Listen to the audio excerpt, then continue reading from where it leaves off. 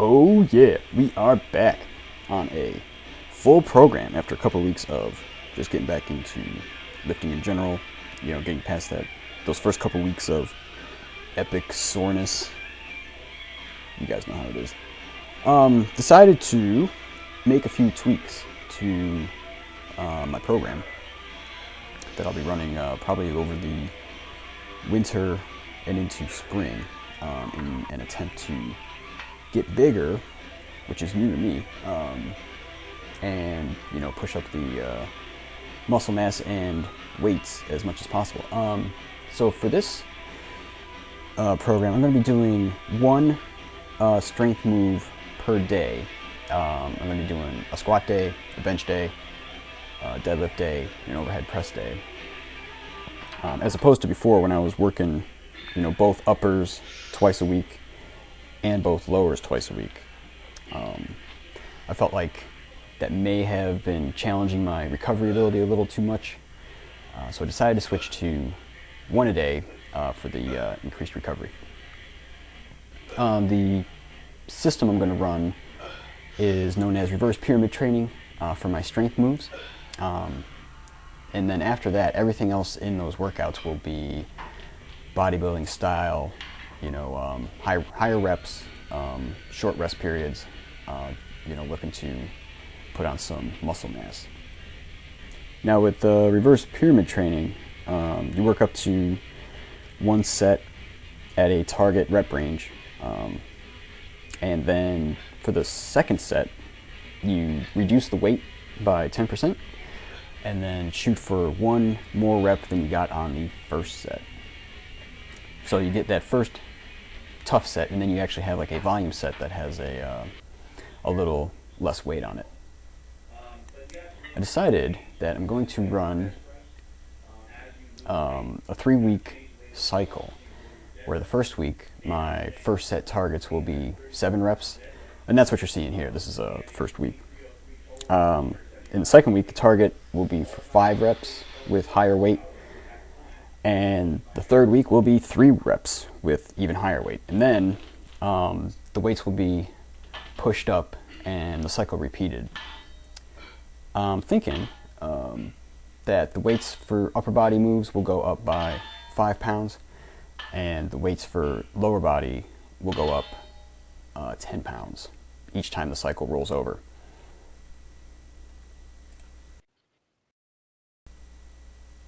So as for the goal of getting bigger, like I said, this is new to me, and one of the things I did was look around on the internet for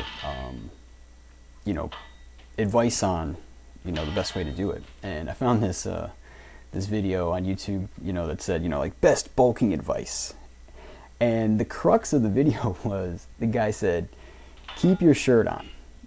And at first I laughed, but then, I started to think about it, and it makes total sense, because especially when you're coming off having been dieting to try and get lean, now that you're putting on weight, those cuts that you were working for, those are all going to start going away. And you're going to be like, oh no, like where's it going? So that guy was like, just keep your shirt on and think about lifting heavy weights. So my ballpark goal is to push up towards 140, somewhere between 140 and 150, and hopefully I don't do that too fast, because if you do it too fast, then it's it's all fat. I'm thinking maybe by March of next year, be somewhere in that range would be pretty good. Right now, I'm holding steady over the 130 mark.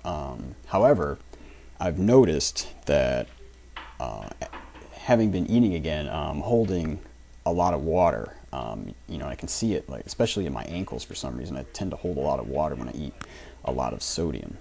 So that weight gain, a good chunk of that is bloat. So what my actual, mass composition is unknown at this point. So we'll just keep going as it goes, and keep that in mind that the bloat could be messing up the scale. The eating has been averaging about 3,000 calories a day, which is a lot of fun. I look forward to eating more and more as the scale requires. And hopefully I'll be able to eat enough that I can keep continuously pushing the weights up. A lot of people say like the only reason that you can't keep getting stronger is that you're either not resting enough or not eating enough. And to that end, one thing I've done is I've put my upper body days before the lower body days. I don't know if you guys remember, I used to do it the other way. It would go lower, upper, and if I had 2 days in a row, when I would show up for that upper day, having just had the lower day before, I would usually be pretty wiped. Part of that may be due that I wasn't eating enough to recover. But as I mentioned that I have that bench press goal of 2 times my body weight at some point, I really want to focus on being as fresh as possible for the upper body days. Speaking of bench press, I don't know if you guys were able to see it, but I actually brought my grip in a little bit. I used to have it a couple of fingers wider, if you will. And the reason I did that is because I was feeling something wrong in my right pec. And it wasn't anything serious, because just laying off of it for a week or so, it got better.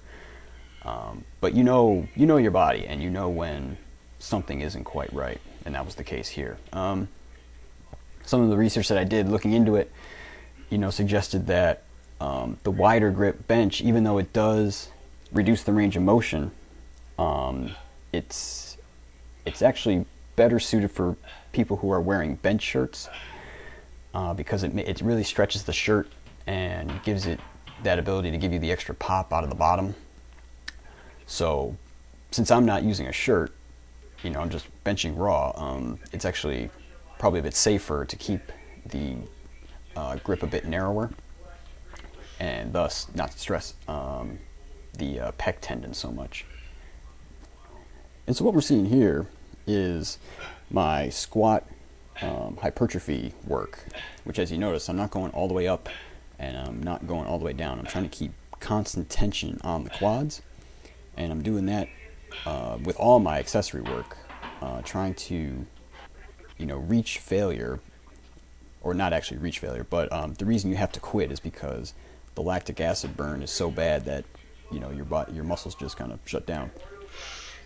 That is what they've always said, no pain, no gain. That's kind of what they're talking about, is you want to reach it where the burn is killing you, and that's why you have to stop. So with that, that's all for this week.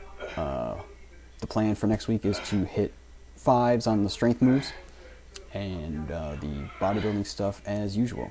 So I'll talk to you then. Bye.